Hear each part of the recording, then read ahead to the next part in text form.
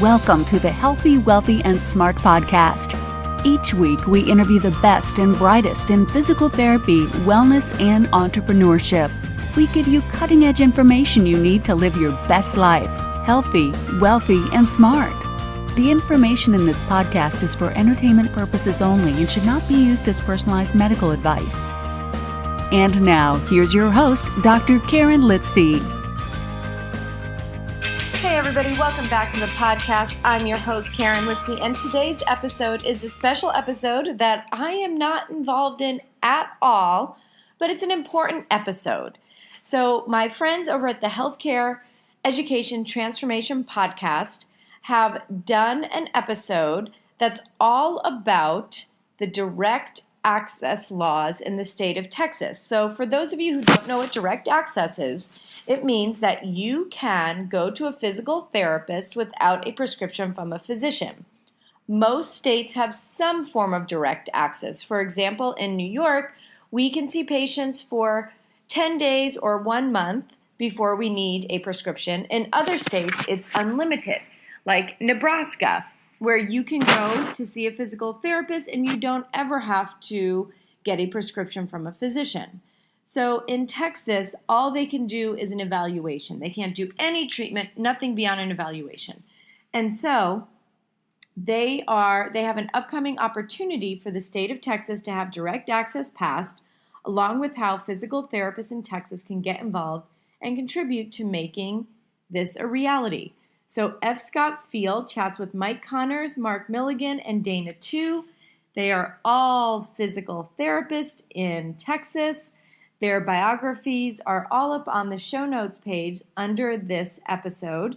It's just too many to read, and I know that you guys want to get to the info. So again, this is a special episode from our friends at the Healthcare Transformation Education Podcast. It is F. Scott Feil, and he is chatting with Mike Connors, Mark Milligan, Dana Tu, like I said, all physical therapists down in Texas, about Texas's opportunity to have direct access in their state. And we at Healthy, Wealthy, and Smart are happy to share because the goal is to get more listeners so that more people know what we do, how we do it, and why we do it. So thanks everyone for listening and have a great day. We must constantly look at things in a different way.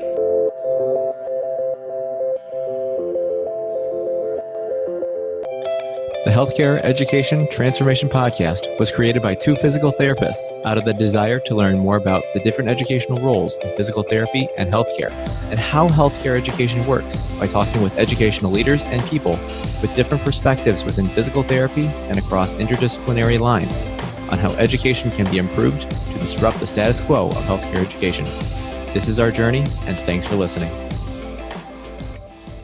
Hello, everybody, and welcome to a special episode of the Healthcare Education Transformation Podcast. This is part 2 of my mini-series on direct access.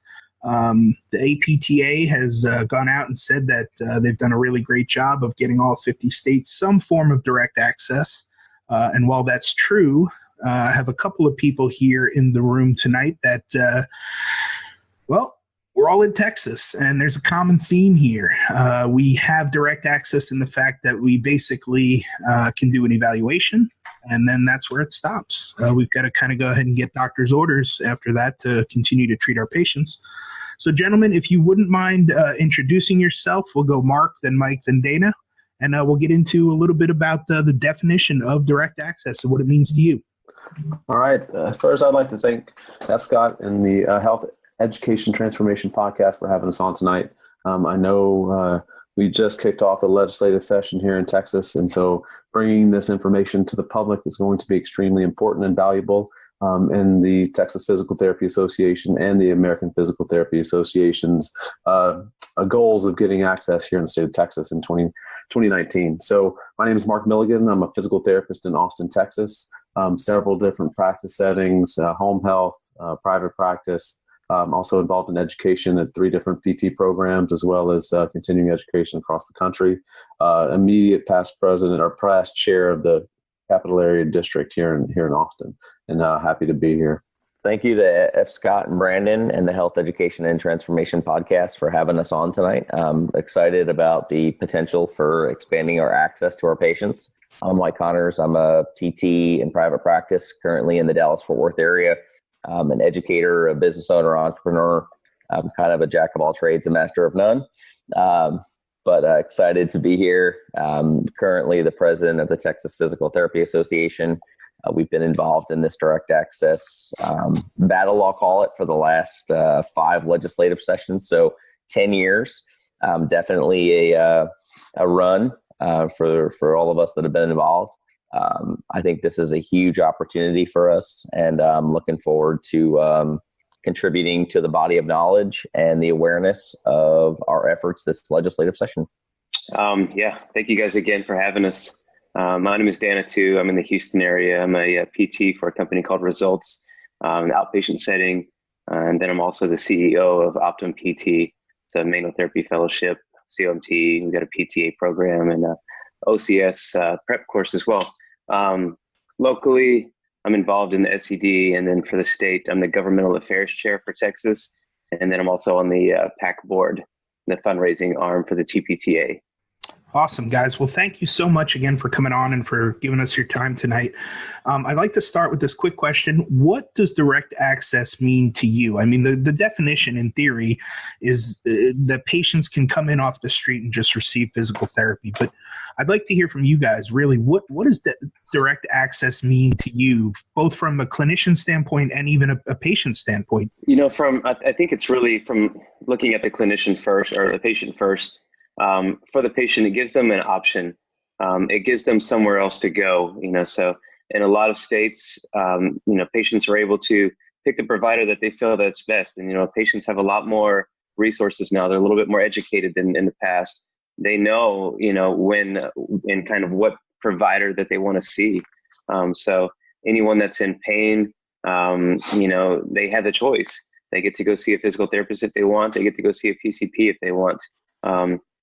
As a clinician, it helps me get to people faster, right? So we know people that are having low back pain that see a PT first are going to get better results. They're going to get out of pain a little quicker. They're going to get prescribed medication less. They're going to get less imaging, less surgery, all of those things. So it enables me to get people better faster.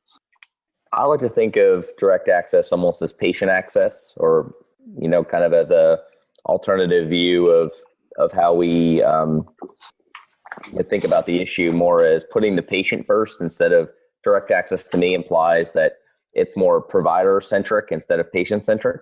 So like Dana said, putting the patient first, leveling the playing field, giving the patient the choice to opt for their best, lack of a better phrase, choice of healthcare provider.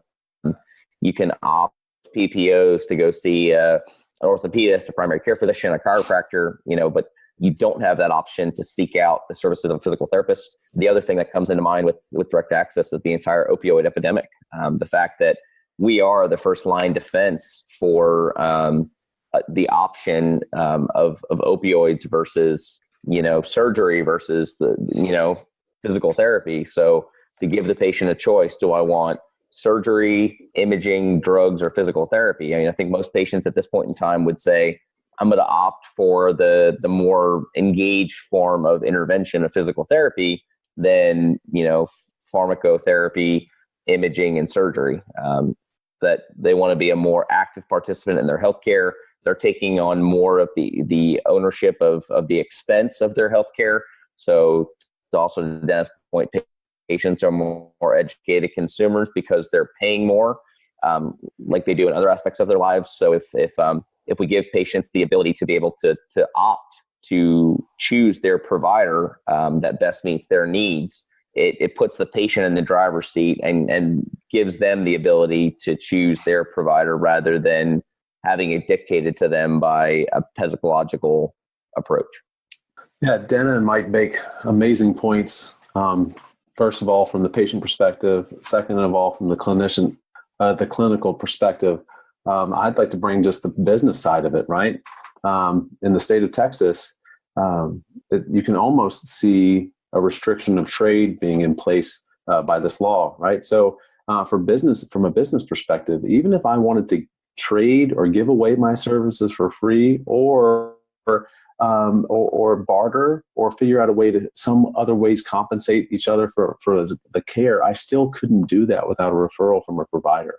And so really the patient and me as a business owner don't have the option to engage in a business relationship without a third party authorizing that ability. And so I think there's so many different aspects of access and what it means to both clinicians, patients, and businesses that people don't understand the impact that small businesses need to have that access to their patients or to their customers. Imagine having to get a referral to get a pizza, or get a referral to get gas, or to get recommendations for any other aspect of your life. It really doesn't make sense in this day and age, especially with the level of education that physical therapists have, and the demonstrated and proven ability to be a first line provider for musculoskeletal care.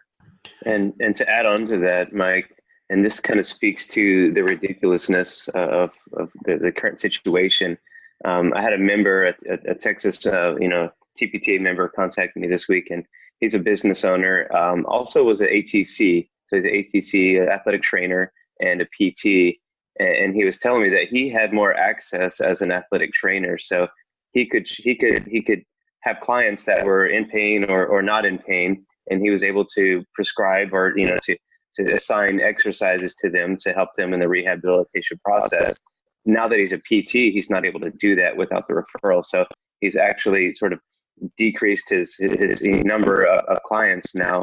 And with the referral situation right now, a lot of patients are just going to wherever the physician tells them to. So he's seeing a big decrease in the number of referrals as well. So he told me last night, if things don't turn around quickly, he's moving to Oklahoma. Is really the only option that he's got to stay in business.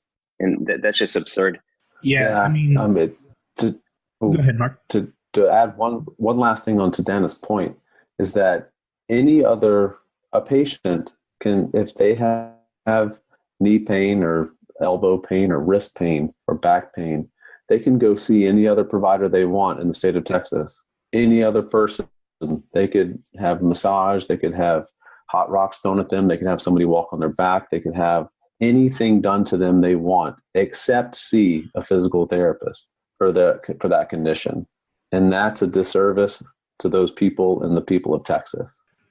Yeah, I mean, I'm still relatively a newbie here to Texas. I've only been here a little more than 2 years now. And when I got here and saw what the laws were, I was dumbfounded. I literally was floored. But, I said, okay, well, we'll learn, how it works and what we need to do to change that. Then I started talking to the likes of these wonderful gentlemen and a lot of other people that are doing really good work to try to get this changed. And I didn't realize how rough of a fight it's been and how much of an uphill battle it's been for something really pretty much absurd and ridiculous in my point of view. But I don't get to make those rules. But if you guys wouldn't mind, and anybody can jump in on this and kind of let the audience know where we're at. But there's been a little bit of a shakeup lately in some of the positions there amongst lawmakers, especially the chairman of Health and Human Services Committee. I'll just leave it at that. But where are we right now? Where do we stand as far as direct access and the lawmaking process and moving things forward? What are the next few steps coming up here in the Texas legislative cycle? So we've got a House Bill 29, that was what's her name? Ina Minjarez out of the San Antonio area. She's going to be carrying that bill for us this year, and she's very passionate about it.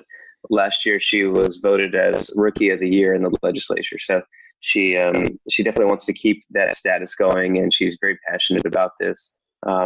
We think we're very, very close to having a Senate bill. That Senate bill, we're thinking, may happen this Friday, if not maybe early next week. So having those two bills very early on in the legislative cycle is going to be very important to us. We've only got 140 days every 2 years in the Texas legislature. So you think about how big of the state is, and you've got education, you've got healthcare, you've got bathroom laws, you got all sorts of stuff going on, right? So there's a whole lot to be discussed in 140 days. This year, we've got a new Speaker of the House. His name was released yesterday, and that speaker will start assigning different members to be chairs of different committees. That hasn't happened yet, but that'll happen soon. Once the chair of those committees is assigned, then they'll start filling in the committee members. So it really depends on who's going to be chairing these committees as to which committee we decide to bring these bills to. So previously in the years past, we've gone Health and Human Services. We met some roadblocks there, and we can chat about that in just a second. Last year we went Business and Commerce, thinking that basically it's in our degree, it's in our job description to be able to evaluate and treat. So we went that direction last year, and we met the same roadblock that we had in the Health and Human Services committee. So that's where we're at. We're waiting for the chairs to be decided, and then once the chairs are decided, we'll know which committee we've got a better shot to get this done. And then we'll start really focusing on some key individuals that are in those committees. And I'll let you guys speak to the recent change in the Health and Human Services. Yeah, I mean, I think the thing to note is that Senator Dr. Schwertner was our largest opposition in years past as chair of the Health and Human Service Committee in the Senate. He is an orthopedic surgeon from Georgetown who was very vocal in his opposition to our efforts. In addition, the Texas Medical and Texas Orthopedic Associations were also very vocal in their opposition to our efforts. Senator Schwertner has resigned from the chairmanship of the Health and Human Service Committee, and as Lieutenant Governor Dan Patrick also acknowledged that it was his intention to remove him from that position. At the same time, he had announced his resignation because the report from UT was inconclusive, or not inconclusive, but Senator Schwertner did not cooperate at the level that was hoped that he would cooperate with the investigation. I think that where that's left us as an association, a profession, and in a position to achieve success with our direct access is we have identified Representative Minares as a champion of our bill. I know down at the GAC and Craig, our executive director, have identified a potential senator to carry that bill in the Senate. Conversations are happening with our new lobbyist, William Brannon, to best facilitate that assignment to the committee that we think will give us the best success, whether Health and Human Service or Business and Commerce, as Dana had alluded to. The oppositions that we faced in the past, Senator Schwertner will not be in opposition this coming session. His party has largely said that based off of his current predicaments, that their best efforts are focused on the issues that are most important to the party at this point, and not focused on his priorities, just based off of his current situation. I think the overall attitude and climate of the legislature as it relates to the TOA and the TMA are one of fatigue, just based off of the nature of how they've chosen to address issues in the past 2 or 3 legislative sessions. They've taken a very aggressive tone, and legislators are largely fatigued and tired of that approach of, the paternalistic view that we know best and, we know what's best for the patient. I think more and more we're going to see our legislators realizing that patient choice, especially like I said earlier, in the eyes of opioids versus physical activity and prescribed controlled movement and improvement in function, are a much better option than narcotic prescriptions. So I see a lot of potential on the horizon. I also see the need for us to mobilize ourselves more than ever. We need to get our colleagues excited about direct access. We need to get our colleagues talking about it in various mediums, getting on social media. talking about patient stories, talking about how we directly impact the patients we serve on a day-to-day basis, and helping us move this needle across the end zone. Yeah, I completely agree with both Dan and Mike on all of those fronts. The new Speaker of the House is Dennis Bonnen, who hopefully will do a good job of leading us through this session. But I really do want to stress what Mike was saying, is that this year is different than other years, right? There's a window of opportunity for us to capitalize on the current situation, not only with certain individuals, but really kind of the state of government as a whole. I think there's a large push for a lot of free market and a lot of opportunities to unrestrict trade of many professions and limit regulation. And I think this is one of the opportunities that we can capitalize on as well. And so if I know from being a part of this for the last 4 or 6 years that we've done this, Mike and Dana, that this year is the time that we need to really rally our voices and get excited about the opportunities to connect and to tell our patient stories, and to get our patients to tell stories at the Capitol this year. I have the best feeling about access that I've had in a long time, based on the current situation and who's coming to the table and who's agreeing to work with us, and everyone who's at the table. So it's time to light the tires and light the fires and kick the tires and really work hard at getting this thing pushed through with the support of everybody in this state. We need everybody on board. As Ricky Bobby and Cal Naughton Jr. said, it's time to shake and bake. Shake and bake. Exactly. So that one particular physician, he's been an adversary for us for a long time. And the state with the Texas legislature is that we've got more MDs in our legislature than any other state. And the good thing this year is that they're not all against us. They're not. There was a certain few that were basically voting for their own interest and not their zip codes, and those people don't have the power that they once did. And so between, that situation, the focus on getting people off of opioids, and as Mike just said, that trying to sort of open up access to people that are underserved, and really trying to give people the ability to practice at the top of their license, and to give people the access to do what they're trained to do. I think like both of these guys said, the opportunities we've got this year are really unprecedented, and we've got a real good shot at this. Well, gentlemen, again, thank you so much for your time. I'd like to wrap with this one final question. What are some actionable steps that physical therapists in Texas, and even patients and the public in Texas, can do in order to really make an impact on this next legislative run we've got coming up? I think it's about telling stories. I mean, I think the illustration of our direct access effort is no different than, marketing our services to potential patients and referral sources. We need to tell the legislature and the general public about what we do on a day-to-day basis to impact the lives of our patients.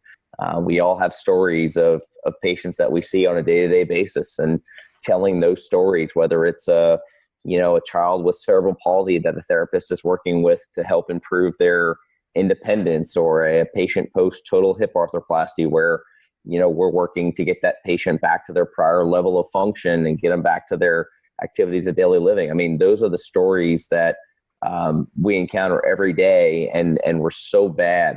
One of my favorite quotes is PT became the new Fight Club. The first rule of Fight Club is don't talk about Fight Club.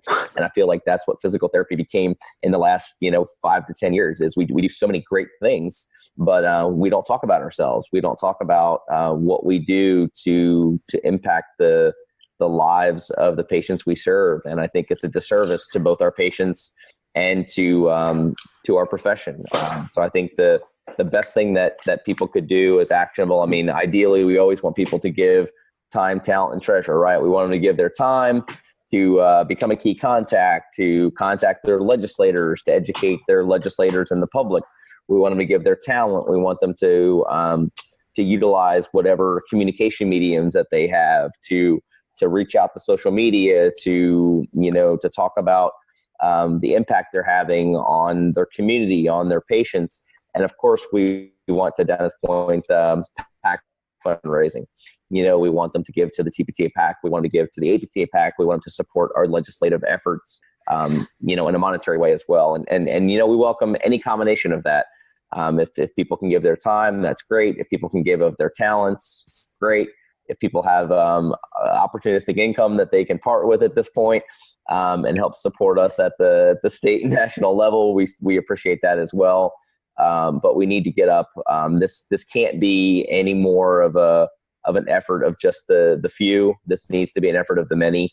I'm thinking of Braveheart when William Wallace stands in front of the troops at the last battle, and he's saying, we're going to fight for our freedom.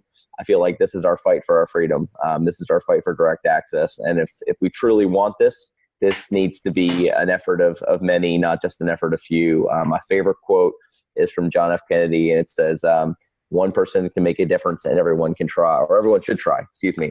And if we're going to truly make a difference, everyone needs to do it. There's no effort that's insignificant. There's no effort that is not going to make a difference in this direct access battle. This is not going to come to us cheap and easy. This is going to be an all-out fight. And if we truly want to make a difference in the lives of our patients in 2020 and 2021, between now and the next legislative session, then everyone needs to make a difference, and everyone can. And we just need to show up. We need to let our patients know that this is about them. We need to let the legislature know that this is about our patients and the patients and clients that we serve, and finally get this done. Rock on, Mike. I completely agree with all of that. I want to take it one step further. I think that we all need to acknowledge that physical therapists can be primary care providers and be a person that patients go see when they have pain. Like, we need to step into that role. We need to be okay with having that role. And that doesn't mean that every PT out there has to assume that role.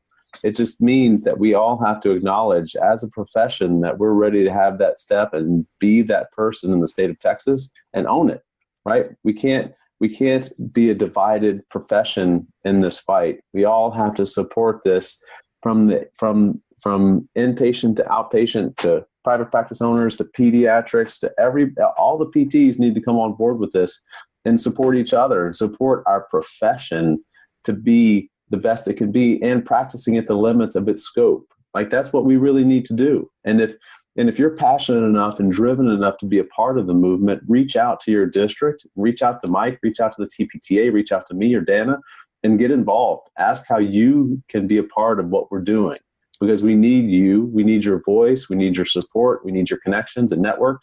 We need you to be a part of this. It's not about me. It's not about Mike. It's not about Dan. It's not about F. Scott. It's about all of us working together to achieve the goal of access for our patients. Yep, absolutely. And there's some real simple things that you can do. We've already kind of finished up our PAC fundraising for the year. We always can still donate money, but we're not necessarily looking for that right now. We're looking for you or your patients to contact your legislators. And you can do it as easily on Facebook or on Twitter if you're not comfortable having a phone call with them. If you don't have a relationship with them in your hometown, you can reach out to them on Twitter or Facebook. Most of them have sites. Most of them will check those sites. Tell them what your issues are. They'll listen, right? You can go to Austin on February 19th. I know in Houston, we're taking 2 or 3 buses of PTs, PTAs, PT students, and patients to Austin to speak to those points. I know other districts are going to be doing the same thing. Once we identify which key people that we need to focus on, we'll start putting that stuff on social media. And if you live in those districts, then it's going to be really, really important that you get a friend, to do the same thing. You get a friend or you get a patient. Patient's even better. Those patient stories are way more impactful than our stories, to contact those legislators. and previously in other years, a lot of PTs that maybe don't work in outpatient, maybe work in other facilities, this hasn't been a big issue for you, right? But I don't think there's a single one of us that can say that we haven't had a patient or a family member that's not been impacted by opioid abuse, right? Or opioid addiction. That impacts us all, so it's not just about, a private practice owner trying to make more money for himself by getting more patients in.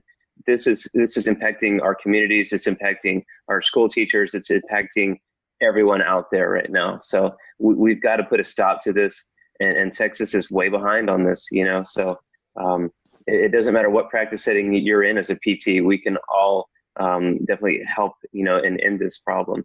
And to kind of dovetail on what Dana had said, there's also an app that you can download from the Google Store, from iTunes. It's the APTA Action Alert app, and we do have a state government affairs section of that where you can contact your local legislators directly through that app. If you also go to Google and you go to who represents me as a search in Google, it'll bring, based off your address, who your local representatives are at the local, state, national level. And almost all of them have a link directly. So even if you don't want to do the social media thing or you don't want to call them, an email is just as good as reaching out. So it's another mechanism to reach out to those individuals and educate them about our issues. And on that same app, I uploaded that PT Action app. I uploaded our House bill with all of the wording. I uploaded all of our talking points on opioids.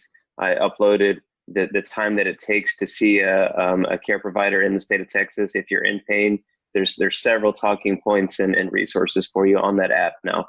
Yeah, that is amazing stuff, guys. I mean, I can't thank you all enough for taking the time to come on and just talk about this stuff. I view all of you as my William Wallace. So thank you for your time tonight. Thank you for your efforts. Texas, get out there and look at this stuff. Look at the talking points. Look at the research. All of this stuff will be listed in the show notes. There'll be links so that you can sign up for the legislative day. Mark, if you want to just kind of review some of those dates. And like I said, they'll all be in the show notes. So let's get behind this thing and let's really make a change.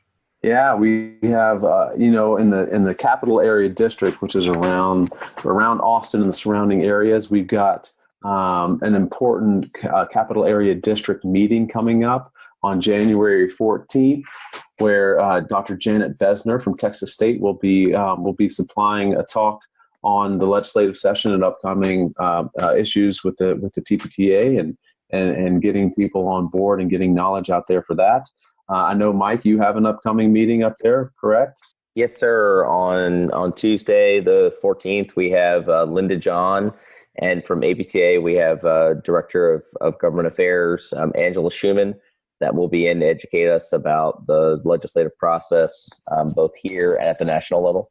And then we have the one other event that Mike, you spoke about, that also has a social event here in Austin.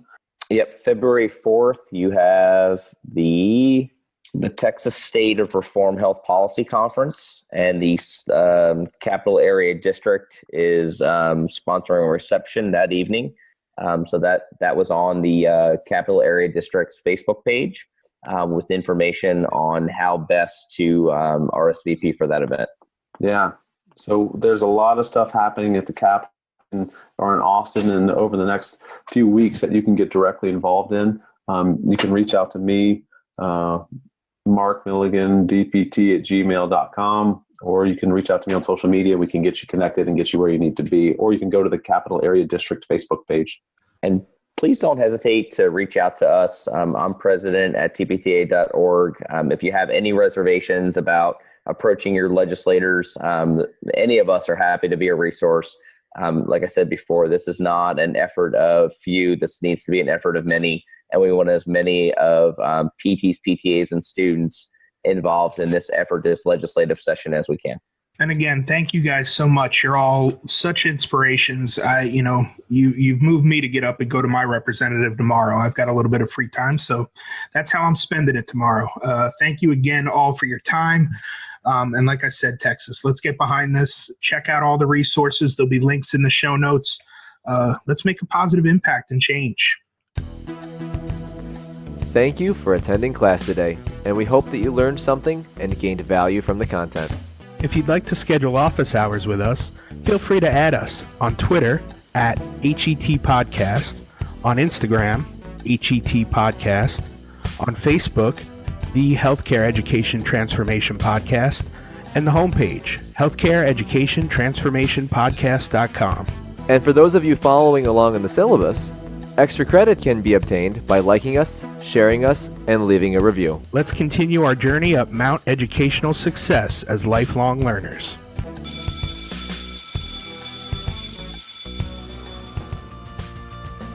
Thank you for listening, and please subscribe to the podcast at podcast.healthywealthysmart.com.